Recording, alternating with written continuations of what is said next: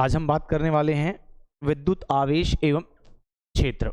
ये हमारे 12th का पहला चैप्टर है और इस पहले चैप्टर के बारे में अपन बात करेंगे। सबसे पहले अपन बात करते हैं इसकी परिभाषाओं की। किसकी बात करते हैं? परिभाषाओं की। तो हमने जनरल सी ही बात करते हैं। सबसे पहले हमारे पास एक डेफिनेशन आती है स्थिर वैद्युत की, इलेक्ट्रोस्टैटिक्स। इलेक्ट्रोस्टैटिक्स पहली शाखा है स्थिर वैद्युत की, ठीक है। और इसकी दूसरी जो शाखा है वो है धारा वैद्युत की। कौन सी है? धारा वैद्युत की। वैद्युत की, ठीक है। तो हम पहले बात कर रहे हैं स्थिर वैद्युत की। तो हमें कह सकते हैं कि भौतिक विज्ञान की वह शाखा जिसमें हम स्थिर आवेश और स्थिर आवेश से संबंधित गुणधर्मों का क्या करते हैं? अध्ययन करते हैं। उसे अपन क्या कहते हैं? स्थिर वैद्युत की कहते हैं। जैसे क्या करते हैं इसमें अपन? कैसा आवेश होना चाहिए? स्थिर। स्थिर आवेश एवं स्थिर आवेश से संबंधित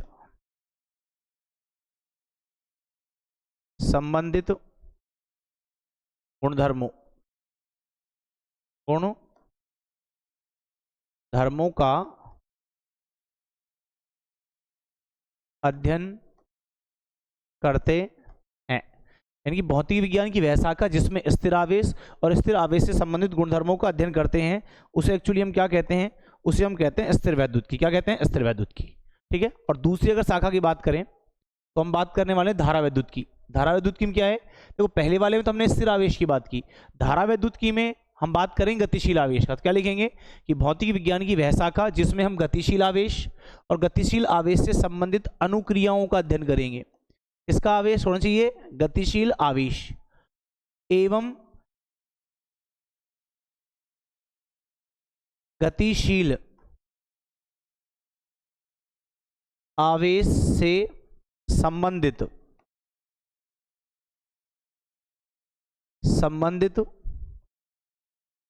अनुक्रियाओं या अपन कह सकते हैं गुणधर्मों का अध्ययन करते हैं। उसे हम कहते हैं कौन सी? धारा वैद्युत की। तो सिंपल सी दो डेफिनेशन, जिसमें स्थिर आवेश और स्थिर आवेश से संबंधित गुणधर्मों का अध्ययन करेंगे उसको अपन कहते हैं स्थिर वैद्युत की। और जिसमें हम गतिशील आवेश और गतिशील आवेश से संबंधित गुणधर्मों का अध्ययन करेंगे उसे कहते हैं धारा वैद्युत की। स्थिर वैद्युत की में हम दो चैप्टरों का अध्ययन करने वाले हैं। एक चैप्टर का नाम तो है विद्युत आवेश एवं विद्युत क्षेत्र। विद्युत आवेश एवं विद्युत क्षेत्र, ये तो हमारे 12th का फर्स्ट चैप्टर है। और अगर हम दूसरे चैप्टर की बात करें जो स्थिर वैद्युत की में आता है, उसका नाम है विभव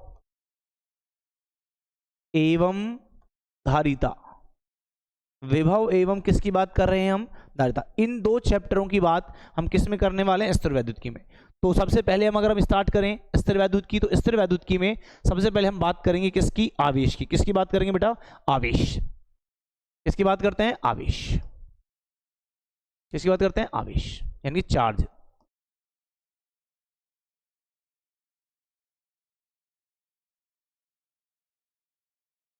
चार्ज। अब सुनो, अगर हम चार्ज की बात करें तो हम ये कह सकते हैं कि देखो, स्टार्टिंग में क्या कहा गया? एक वैज्ञानिक है थेल्स। क्या नाम था वैज्ञानिक का? थेल्स। वैज्ञानिक का नाम क्या है हमारे पास? थेल्स। थेल्स ने बताया कि जब दो वस्तुओं का हम आपस में घर्षण कराते हैं या रगड़ते हैं तो उन दोनों ही वस्तुओं पर अन्य छोटी छोटी वस्तुओं को आकर्षित करने का एक गुण उत्पन्न हो जाता है। उस गुण को हम क्या नाम देते हैं? आवेश। यानी प्रारंभ में क्या कहा गया कि जब दो वस्तुओं को हम आपस में क्या कराते हैं? घर्षण। क्या कराते हैं? घर्षण। तो उन दोनों ही वस्तुओं में अन्य छोटी छोटी वस्तुओं को क्या करने का? आकर्षित करने का एक गुण उत्पन्न हो जाता है। उस गुण को प्रारंभ में क्या माना गया था? आवेश। क्या माना गया था? आवेश। जैसे अगर हम इसको एग्जाम्पल के रूप में देखें, जब हम बाल संवारने के बाद कंघी को कहीं पे रख देते हैं तो हम देखते हैं कंघी की जो दरारें हैं, ऐसे मान लो हमारे पास एक कंघी है तो इसमें ये जो दरारें हैं, इन दरारों के बीच में मिट्टी के कण चिपक जाते हैं। क्योंकि कंघी को हमने घर्षण करवाया तो घर्षण के कारण उस कंघी पर आवेश आता है, जिससे वायु में उपस्थित मिट्टी के कणों को अपनी ओर ये क्या करता है? आकर्षित करता है। दूसरा अगर हम बात करें, अगर हम किसी मार्कर या पेन को कागज के छोटे छोटे टुकड़े कर लें, कागज के छोटे छोटे टुकड़े कर लें, और उन छोटे टुकड़ों के पास अगर हम पेन या मार्कर को ले जाएं तो घर्षण कराने के बाद ये मार्कर या पेन उन कागज के छोटे छोटे टुकड़ों को अपनी ओर क्या करता है, आकर्षित करता है। इस आकर्षण के गुण को स्टार्टिंग में क्या कहा गया था, आवेश। ठीक है, बाद में क्या किया गया, बाद में आवेश को थोड़ी परिभाषा चेंज कर दी और ये कहा गया कि आवेश केवल आकर्षण का गुण नहीं है, आवेश किसी भी वस्तु का वह मूलभूत, आवेश किसी भी वस्तु का वह मूलभूत गुण है, मूलभूत गुण है जो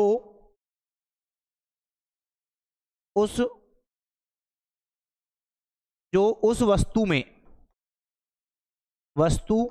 में विद्युत क्षेत्र एवं चुंबकीय क्षेत्र उत्पन्न कर देता है, उत्पन्न करता है। तो आवेश की परिभाषा की, आवेश किसी भी वस्तु का वह मूलभूत गुण है जो उसमें विद्युत क्षेत्र यानी इलेक्ट्रिक फील्ड और चुंबकीय क्षेत्र यानी मैग्नेटिक फील्ड क्या करता है, प्रोड्यूस करता है, उसको हम क्या कहते हैं, आवेश। अब हमको ये पढ़ना है कि आवेश कितने प्रकार का होता है और कैसे इस आवेश के बारे में अपन को जानकारी मिली। तो उसके लिए एक छोटा सा एक्सपेरिमेंट किया गया। एक्सपेरिमेंट क्या था वो देखते हैं अपन। हमने क्या किया, हमने एक कांच की छड़ ली, ये हमारे पास कोई कांच की छड़ है, किसकी छड़ है, कांच की छड़। इस कांच की छड़ को हमने एक रेशम के टुकड़े से रगड़ा, हमने कांच की छड़ ली और कांच की छड़ को रेशम के टुकड़े से रगड़कर हमने एक धागे की सहायता से स्वतंत्रता पूर्वक लटका दिया।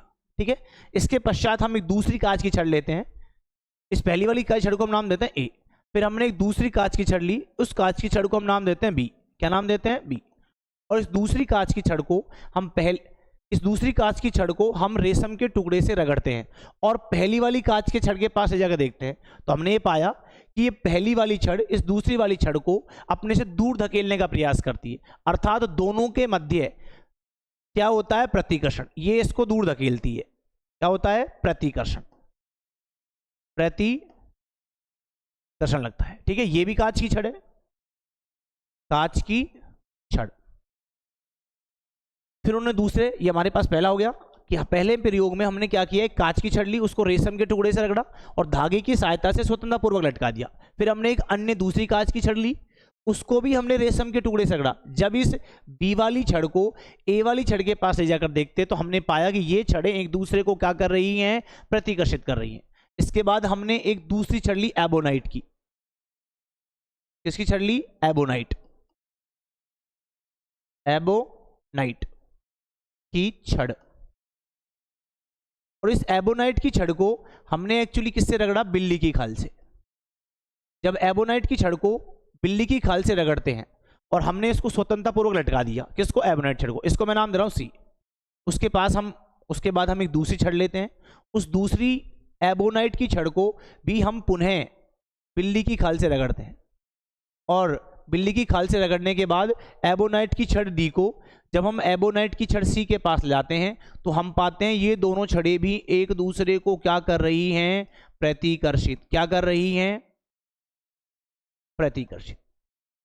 तो उसके बाद हमने किया, अगले चित्र में हमने क्या किया, एक हमने एबोनाइट की कांच की छड़ ली, कांच की छड़ ली, उसको हमने रेशम के टुकड़े से रगड़ा और धागे की सहायता से स्वतंत्रता पूर्वक लटका दिया। फिर इसके पास हम बिल्ली की खाल से रगड़ते हैं, किसको, एबोनाइट की छड़ को। और एबोनाइट की छड़ को जब हम इस कांच की छड़ के पास लेकर आते हैं, कांच की छड़, जब इस कांच की छड़ के पास हम किसी एबोनाइट की छड़ को लाते हैं, एबोनाइट की छड़, तो हमने पाया ये छड़ें एक दूसरे को क्या कर रही थी, आकर्षित। क्या कर रही थी, आकर्षित, आकर्षित। तो इन प्रयोग से हमने ये निष्कर्ष निकाला कि जब वस्तुओं को हम आपस में रगड़ते हैं तो समान वस्तुओं पर समान आवेश उत्पन्न होता है जो एक दूसरे को क्या करता है, प्रतिकर्षित। जैसे देखो, ये हमारे पास कांच की छड़ है, पहली वाली ए, इसको हमने रेशम के टुकड़े से रगड़ा, ये दूसरी वाली कांच की छड़ है बी, इसको भी हमने रेशम के टुकड़े से रगड़ा। जब पहली वाली कांच की छड़ के पास दूसरी वाली कांच की छड़ को ले जाते हैं तो हमने पाया ये दोनों को क्या कर रही है, एक दूसरे को प्रतिकर्षित। सेम ऐसे ही जब हमने एबोनाइट की छड़ को बिल्ली की खाल से रगड़ने के पश्चात दूसरी एबोनाइट की छड़ जिसको बिल्ली की खाल से रगड़ा था उसके पास ले गए तो हमने पाया ये दोनों एबोनाइट की छड़ें भी एक दूसरे को क्या कर रही हैं, प्रतिकर्षित। लेकिन जब कांच की छड़ को रेशम के टुकड़े से रगड़कर मैंने स्वतंत्रपूर्वक लटकाया और उसके पास एबोनाइट की छड़ को लेकर गए जिसको किससे रगड़ा था, बिल्ली की खाल से, तो ये दोनों छड़ें एक दूसरे को क्या कर रही है, आकर्षित। अर्थात क्या स्पष्ट हुआ, इससे स्पष्ट हुआ कि जब समान वस्तुओं को जब हम आपस में रगड़ते हैं तो हम देखते हैं समान वस्तुओं पर समान आवेश उत्पन्न होता है जो एक दूसरे को प्रतिकर्षित करता है, जबकि अलग अलग या असमान वस्तुओं पर अलग अलग आवेश उत्पन्न होता है जो एक दूसरे को क्या करता है, आकर्षित। इस प्रयोग से यह निष्कर्ष निकला कि आवेश कम से कम दो प्रकार का होता है, एक वो आवेश जो एबोनाइट की छड़ पे आया है और एक वो आवेश जो कांच की छड़ पे आया है। इस प्रयोग के आधार पर अमेरिकी वैज्ञानिक फ्रैंकलिन, अमेरिकी वैज्ञानिक कौन था, बेंजामिन फ्रैंकलिन, अमेरिकी वैज्ञानिक बेंजामिन फ्रैंकलिन ने यह प्रतिपादित किया कि आवेश कम से कम दो प्रकार का होता है। कितने प्रकार का होता है, दो प्रकार का होता है। एक आवेश को उसने नाम दिया धनावेश, क्या नाम दिया, धनावेश, और एक आवेश को उसने क्या नाम दिया, ऋणावेश। इस प्रयोग से हमें पता लगा कि आवेश कम से कम दो प्रकार का है और समान आवेश एक दूसरे को क्या करते हैं, प्रतिकर्षित। क्या करते हैं, प्रतिकर्षित। जबकि अगर असमान आवेश हैं तो असमान आवेश एक दूसरे को क्या करते हैं, आकर्षित। तो ये हमारे पास बातें खत्म हो गई आवेश के प्रकार की। इसके बाद हम एक छोटी सी डेफिनेशन लिखने वाले हैं, उस परिभाषा का नाम है घर्षण वैद्युत। कौन सी परिभाषा है, घर्षण वैद्युत। घर्षण वैद्युत, इलेक्ट्रिक फ्रिक्शन। अगर हम घर्षण वैद्युत की बात करें तो इसकी नॉर्मल सी परिभाषा है ना, जैसे नाम से स्पष्ट हो रहा है घर्षण वैद्युत, कि घर्षण के कारण हमको क्या उत्पन्न करना है, विद्युत। तो परिभाषा पे आते हैं तो सिंपल सी परिभाषा ये है कि जब दो वस्तुओं को आपस में रगड़ा जाता है या घर्षण कराया जाता है तो वो दोनों ही वस्तुएं विद्युन्मय हो जाती हैं। कैसी हो जाती हैं, विद्युन्मय। जब दो वस्तुओं को आपस में घर्षण कराया जाता है या रगड़ा जाता है तो वो दोनों ही वस्तुएं विद्युन्मय हो जाती हैं। घर्षण के कारण विद्युत उत्पन्न होने की इस घटना को हम क्या नाम देते हैं, इस घटना को हम नाम देते हैं घर्षण वैद्युत। क्या नाम देते हैं, घर्षण वैद्युत। ठीक है। इसके बाद अगर हम घर्षण वैद्युत में वस्तुओं पर आवेश उत्पन्न क्यों हो रहा है, ये दोनों ही वस्तुएं विद्युन्मय क्यों हो रही है, इसकी अगर व्याख्या करें तो उसके लिए हम पढ़ते हैं घर्षण वैद्युत की व्याख्या। क्या पढ़ते हैं, व्याख्या। तो अब हम आते हैं घर्षण वैद्युत की व्याख्या पे। तो घर्षण वैद्युत की व्याख्या देखते हैं। हमारे पास एक वस्तु है कोई ए, एक हमारे पास वस्तु है बी। स्टार्टिंग में इन वस्तुओं पर कोई आवेश नहीं है, तो हम जब ए वस्तु को बी वस्तु से रगड़ते हैं, घर्षण कराते हैं, तो घर्षण वैद्युत की व्याख्या में कहा गया जब दोनों वस्तुओं को आपस में रब करवाते हैं यानी कि घर्षण करवाते हैं तो घर्षण के कारण उन दोनों ही वस्तुओं पर क्या उत्पन्न होती है, ऊष्मा। क्या उत्पन्न होती है, ऊष्मा या ऊर्जा। यदि इस उत्पन्न ऊर्जा या ऊष्मा का मान किसी भी पदार्थ की आयनन ऊर्जा के बराबर है, किसके बराबर है, आयनन ऊर्जा के बराबर है, तो जिन पदार्थों को हम घर्षण करा रहे हैं उनमें से कोई एक पदार्थ ऊर्जा, आयनन ऊर्जा के कारण इलेक्ट्रॉन क्या करेगा, मुक्त करेगा। ठीक है। और दूसरा जो हमारे पास पदार्थ है वो उस ऊर्जा को वो उस इलेक्ट्रॉन को क्या कर लेगा, ग्रहण। जैसे जब हम ए और बी को रगड़ते हैं तो इनमें आयनन ऊर्जा के कारण इलेक्ट्रॉनों का आदान प्रदान होता है। ठीक है, ये इलेक्ट्रॉनों का आदान प्रदान हो गया। जो वस्तु इलेक्ट्रॉन दान करेगी उस पर कौन सा आवेश आएगा, धन, और जो वस्तु इलेक्ट्रॉन ग्रहण करेगी उस पर कौन सा आवेश आएगा, ऋण। सिंपल सी हम बात जानते हैं कि यदि हम किसी व्यक्ति को पैसे दें तो हम धनी व्यक्ति कहलाएंगे और जो व्यक्ति हमसे पैसे लेगा वो ऋणी। तो इसी प्रकार से यदि ए वस्तु ने इलेक्ट्रॉन दान किया है तो ए पे कौन सा आवेश आएगा, धन, और बी पे कौन सा आवेश आएगा, ऋण। साथ साथ ये कहा गया कि इलेक्ट्रॉन का जो द्रव्यमान है, मास ऑफ इलेक्ट्रॉन, एम बराबर होता है 9.1 गुणा 10 की घात -31 kg। जब ए वस्तु से बी वस्तु पर इलेक्ट्रॉन का स्थानांतरण हुआ है तो एक इलेक्ट्रॉन का द्रव्यमान 9.1 गुणा 10 की पावर -31 kg।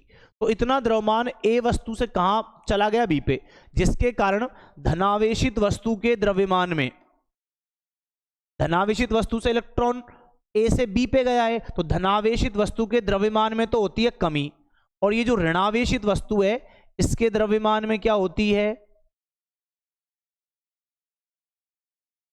इसके द्रव्यमान में क्या होती है, वृद्धि। तो घर्षण विद्युत की व्याख्या में सिंपल सी चीजें हैं कि जब दो वस्तुओं को आपस में घर्षण कराया जाता है तो उनमें इलेक्ट्रॉनों का आदान प्रदान होता है। किसका आदान प्रदान होता है, इलेक्ट्रॉनों का। ठीक है, जो वस्तु इलेक्ट्रॉन दान करेगी उस पर कौन सा आवेश आएगा, धन, और जो वस्तु इलेक्ट्रॉन ग्रहण करेगी उस पर कौन सा आवेश आएगा हमारे पास, ऋण। फिर साथ ही कहा गया कि धनावेशित वस्तु के द्रव्यमान में क्या होती है, कमी, और ऋणावेशित वस्तु के द्रव्यमान में क्या होती है, वृद्धि। अगर हम बात करें कि घर्षण विद्युत की प्रक्रिया में द्रव्यमान में कमी या वृद्धि सैद्धांतिक रूप से, तो कैसे कि घर्षण विद्युत की प्रक्रिया में वस्तुओं के द्रव्यमान में कमी या वृद्धि सैद्धांतिक रूप से तो मान्य है, परंतु 10 की पावर -31 इसका मान बहुत कम है, इसलिए गणना की दृष्टि से इसको हम नगण्य मानकर छोड़ देते हैं। ये हमारे पास घर्षण विद्युत की क्या हो गई, व्याख्या। क्या हो गई, व्याख्या। अगर हम इसको एक एग्जाम्पल से समझें कि धनावेश ऋणावेश क्या आया है, तो उसके लिए देखना है, सुनिए। हमारे पास एक ये आएगा क्वेश्चन, कई बार पूछता है कि यदि किसी वस्तु पर धनावेश है या ऋणावेश है तो उस वस्तु को आवेशित करने की जिम्मेदारी किस कण की है। तो हमारे पास कण होते हैं इलेक्ट्रॉन, प्रोटॉन और न्यूट्रॉन। तो हम देखते हैं कि यदि किसी वस्तु पर आवेश आता है तो उस वस्तु को आवेशित करने की जिम्मेदारी कौन से कण की है, तो इसको अपन कहते हैं इलेक्ट्रॉन सिद्धांत। क्या बोलते हैं, इलेक्ट्रॉन सिद्धांत। इलेक्ट्रॉन सिद्धांत। अगर हम इलेक्ट्रॉन सिद्धांत की माने तो हम ये जानते हैं कि प्रत्येक पदार्थ परमाणुओं से मिलकर बना होता है, ठीक है, और परमाणुओं में नाभिक होता है, नाभिक में प्रोटॉन न्यूट्रॉन होते हैं, और नाभिक के बाहर कक्षा में मिलता है इलेक्ट्रॉन। तो मैं एक छोटा सा एग्जांपल लेकर चलूंगा। हमने माना कि हमारे पास एक पदार्थ है Na, ये हमारे पास सोडियम है, हम जानते हैं इसका परमाणु क्रमांक होता है 11। रदरफोर्ड ने बताया कि किसी भी परमाणु में जितना उसका परमाणु क्रमांक होता है उतने ही उसमें प्रोटॉन और उतने ही क्या होता है, इलेक्ट्रॉन। इसीलिए प्रत्येक परमाणु क्या होता है, उदासीन। इसको हम देखें तो इसका परमाणु क्रमांक है 11, तो प्रोटॉन भी 11, इसमें इलेक्ट्रॉन भी कितने, 11। तो इसका मतलब इसमें 11 तो कैसा आवेश है, धन, और 11 कैसा आवेश है, ऋण, इसलिए टोटल आवेश कितना है, 0। दूसरा हमने एक पदार्थ लिया, हमारे पास है क्लोरीन। क्लोरीन का जो परमाणु क्रमांक है वो होता है 17, तो इसमें प्रोटॉन भी 17 है, तो इलेक्ट्रॉन भी हमारे पास कितने होंगे, तो इसमें इलेक्ट्रॉन भी हमारे पास एक्चुअली होंगे कितने, 17। अब सुनो, जब इन दोनों वस्तुओं को घर्षण कराया, ये Na और ये हमारे पास कितना, Cl, तो हम जानते हैं जब एक वस्तु को दूसरी वस्तु से घर्षण कराते हैं तो इनमें इलेक्ट्रॉनों का क्या होगा, आदान प्रदान। तो एक इलेक्ट्रॉन Na ने Cl को दे दिया, तो हुआ क्या, इसमें प्रोटॉनों की संख्या तो कितनी रह गई, 11, इलेक्ट्रॉनों की संख्या कितनी रह गई, 10। अब इसमें Cl में प्रोटॉनों की संख्या कितनी है, 17, इलेक्ट्रॉनों की संख्या कितनी हो गई, 18। अब आप देखेंगे घर्षण से पहले, ये घर्षण से पूर्व, घर्षण से पूर्व, और ये हमारे पास क्या है, घर्षण के पश्चात। तो घर्षण से पहले प्रोटॉन कितने हैं Na में, 11, घर्षण से पहले क्लोरीन में प्रोटॉन कितने हैं, 17, घर्षण के बाद सोडियम में प्रोटॉन कितने हैं, 11, और क्लोरीन में कितने हैं, 17। इस कुल मिलाकर घर्षण से पहले और घर्षण के बाद दोनों पदार्थों के या दोनों परमाणुओं के प्रोटॉनों की संख्या में कोई कमी या वृद्धि नहीं हुई, केवल वृद्धि या कमी किसमें, इलेक्ट्रॉन में। पहले देखो, घर्षण से पहले इसमें इलेक्ट्रॉन थे 11, इसमें इलेक्ट्रॉन थे 17, घर्षण के बाद इसमें इलेक्ट्रॉन रह गए कितने, 10, इसमें कितने, 18, अर्थात इस पे प्लस आवेश कितना है, 11, माइनस आवेश 10, तो इस पे आ गया 1 प्लस, इसीलिए इलेक्ट्रॉन दान करने का इस पे धन आवेश। दूसरे में इलेक्ट्रॉन कितने हैं, 18, तो माइनस का 18 आवेश है, प्लस का कितना है, 17, तो इस पे आएगा माइनस का। तो यानी कि Na पर प्लस का आवेश और Cl पर आया माइनस का आवेश, किसके कारण आया है, केवल इलेक्ट्रॉन के स्थानांतरण कर। अगर इलेक्ट्रॉन Na से Cl पे नहीं जाता तो इस पे प्लस नहीं आता Na पे, और Cl पे क्या रहता, माइनस। इसलिए इलेक्ट्रॉन सिद्धांत के अनुसार हम ये कह सकते हैं कि यदि किसी वस्तु पर आवेश आता है, चाहे उस पर धनावेश आए या ऋणावेश आए, उस वस्तु को आवेशित करने की जिम्मेदारी केवल और केवल एक ही कण की होती है। उस कण का नाम क्या है, इलेक्ट्रॉन। उस कण का नाम क्या है? इलेक्ट्रॉन। इसी को अपन कहते हैं इलेक्ट्रॉन सिद्धांत। तो सिंपल सा क्वेश्चन आए कि किसी भी वस्तु पे चाहे धनावेश आए या ऋणावेश आए, उस कण को आवेशित करने की जिम्मेदारी किसकी होती है? इलेक्ट्रॉन की। एक चीज और अपन समझ सकते हैं कि किसी वस्तु पर धनावेश है तो इसका मतलब यह है कि किसी वस्तु पर धनावेश है तो उसमें नंबर ऑफ प्रोटॉन्स यानी प्रोटॉनों की संख्या इलेक्ट्रॉनों से ज्यादा है, अर्थात धनावेशित वस्तु में इलेक्ट्रॉनों की क्या होती है? न्यूनता। और जो ऋणावेशित वस्तु है उसमें प्रोटॉनों की संख्या इलेक्ट्रॉनों से कम होती है, अर्थात ऋणावेशित वस्तु में इलेक्ट्रॉनों क्या होती है? अधिकता। ठीक है, ये हमारे पास घर्षण वैद्युत और इलेक्ट्रॉन सिद्धांत हो गया। इसके बाद अगर हम बात करें आवेश की, तो देखो ये आवेश जो है, ये हमारे पास आवेश है। अगर ये आवेश स्थिर अवस्था में हो, कौन सी अवस्था में हो? स्थिर अवस्था में। दूसरा, यदि आवेश नियत वेग से गतिशील हो, नियत वेग से गतिशील हो। और तीसरी और आखिरी बात यह है, यदि आवेश त्वरित हो, त्वरित हो या आवेश क्या कर रहा हो? दोलन। क्या कर रहा हो? दोलन। तो सुन लें, अगर यदि कोई आवेश स्थिर अवस्था में है तो केवल और केवल वह एक ही क्षेत्र उत्पन्न करता है, उस क्षेत्र का नाम होता है विद्युत क्षेत्र। लेकिन यदि आवेश नियत वेग से गतिशील है, मतलब उसका वेग फिक्स है, 2 मीटर पर सेकंड, 3 मीटर पर सेकंड, 4 मीटर पर सेकंड, यानी कि ना तो उसका वेग घट रहा है ना बढ़ रहा है, उसे कहते हैं नियत वेग। यदि कोई आवेशित कण नियत वेग से गतिशील है तो वह विद्युत क्षेत्र के साथ साथ, तो वह विद्युत क्षेत्र के साथ साथ चुंबकीय क्षेत्र भी क्या करता है? उत्पन्न करता है। चुंबकीय क्षेत्र भी क्या करता है? उत्पन्न करता है। यानी कि नियत वेग से गतिशील आवेश विद्युत क्षेत्र के साथ साथ चुंबकीय क्षेत्र, यानी कि उसमें इलेक्ट्रिक फील्ड भी होगा और मैग्नेटिक फील्ड भी। लेकिन अगर आवेश त्वरित है, अगर आवेश अनियमित वेग से गतिशील है या दोलन करता है, तो वह विद्युत व चुंबकीय क्षेत्र तो उत्पन्न करेगा, लेकिन किसके रूप में? विद्युत चुंबकीय तरंगों के रूप में। किसके रूप में? विद्युत चुंबकीय तरंगों, विद्युत चुंबकीय तरंगों। तो ये क्वेश्चंस कई बार पूछा गया है कि यदि आवेश स्थिर अवस्था में है तो केवल विद्युत क्षेत्र उत्पन्न होता है, कौन सा? Electric field. लेकिन अगर आवेश नियत वेग से गतिशील है, या फिर कई बार लिखा आता है कि यदि आवेश गतिशील है तो क्या होता है? तो जब आवेश गतिशील है नियत वेग से, तो विद्युत क्षेत्र के साथ साथ चुंबकीय क्षेत्र भी क्या होता है? उत्पन्न। लेकिन अगर आवेश त्वरित है या दोलन करता है तो वह हमारे पास उत्पन्न करता है विद्युत चुंबकीय तरंगे, इलेक्ट्रोमैग्नेटिक वेव्स। ठीक है, तो ये हमारे पास आवेश। तो ये क्वेश्चंस पूछा है कई बार कि यदि आवेश स्थिर है तो कौन सा क्षेत्र उत्पन्न होता है, यदि आवेश नियत वेग से गतिशील है तो कौन सा क्षेत्र उत्पन्न होगा, और यदि आवेश दोलन कर रहा है या त्वरित है तो कौन सी क्षेत्र उत्पन्न होंगे?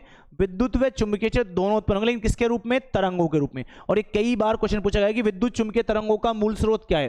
तो विद्युत चुंबकीय तरंगें या तो सूर्य से आने वाले प्रकाश में होती हैं, या फिर यदि कोई भी आवेश दोलन करता है या त्वरित है तो वह विद्युत चुंबकीय तरंगे क्या करता है? उत्पन्न। ठीक है, इसके बाद हम नेक्स्ट आ जाते हैं आवेश का मात्रक।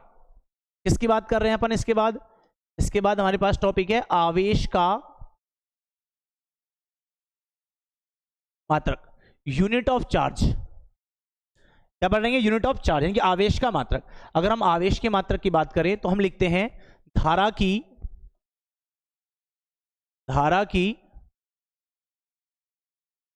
परिभाषा से। तो धारा की परिभाषा होती है I बराबर Q/T, यानी कि धारा बराबर होता है आवेश बटे समय। हमको आवेश की बात करनी है तो आवेश आएगा Q बराबर कितना? IT। तो अगर हम लिखें तो आवेश का मात्रक,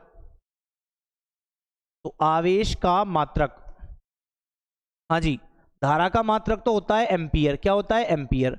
और समय का मात्रक क्या होता है? सेकंड। तो आवेश का मात्रक एम्पियर इंटू सेकंड होता है, जिसे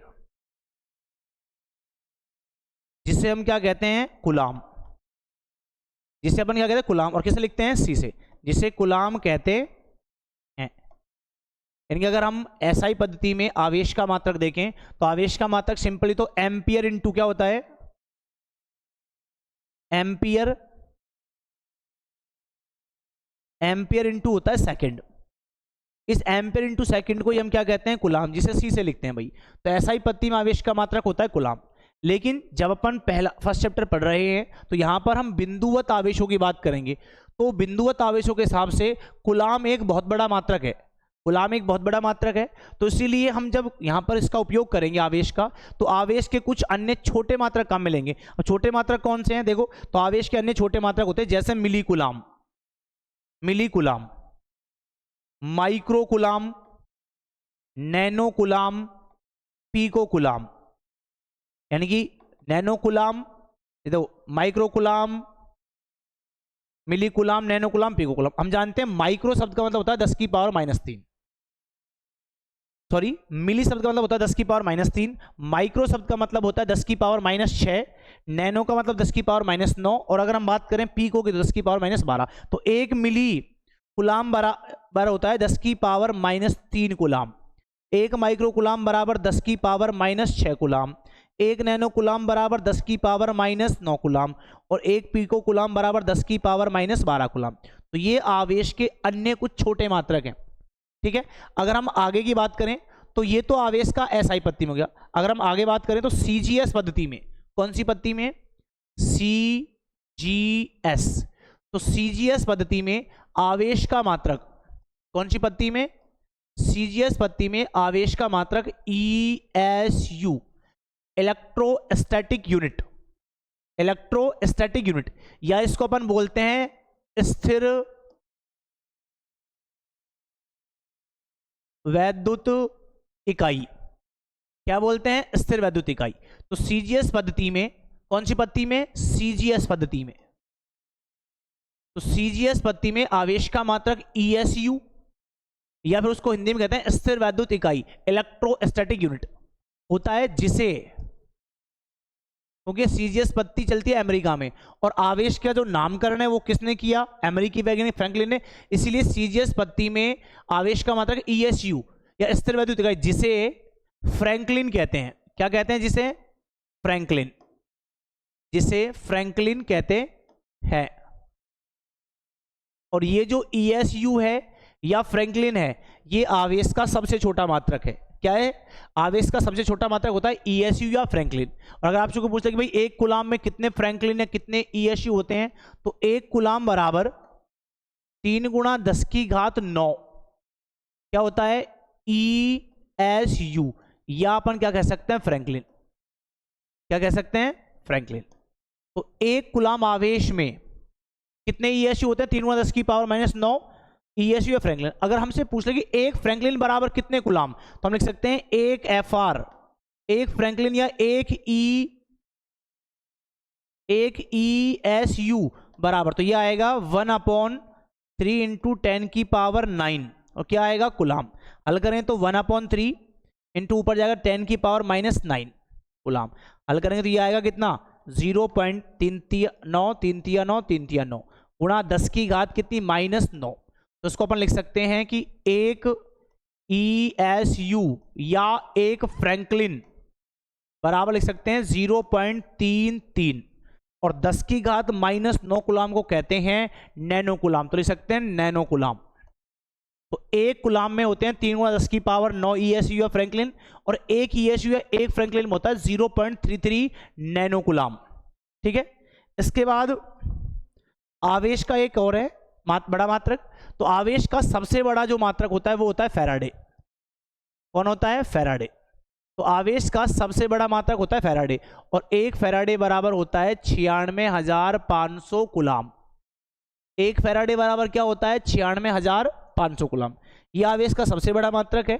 और फैराडे वो वैज्ञानिक जिसने सबसे पहले विद्युत क्षेत्र की परिकल्पना दी, कि आवेश के कारण जो विद्युत क्षेत्र होता है, इस विद्युत क्षेत्र की उत्पत्ति सबसे पहले किसने बताई, फैराडे ने। तो एक फैराडे बराबर होता है 96,000, ठीक है। आज हमने केवल आवेश उत्पत्ति, आवेश कितने प्रकार के हैं और आवेश के मात्रक की बात की। नेक्स्ट क्लास में हम बात करने वाले हैं कि आवेश के कौन कौन से गुणधर्म होते हैं, वो हम इसके सेकंड पार्ट में देखेंगे। Thank you.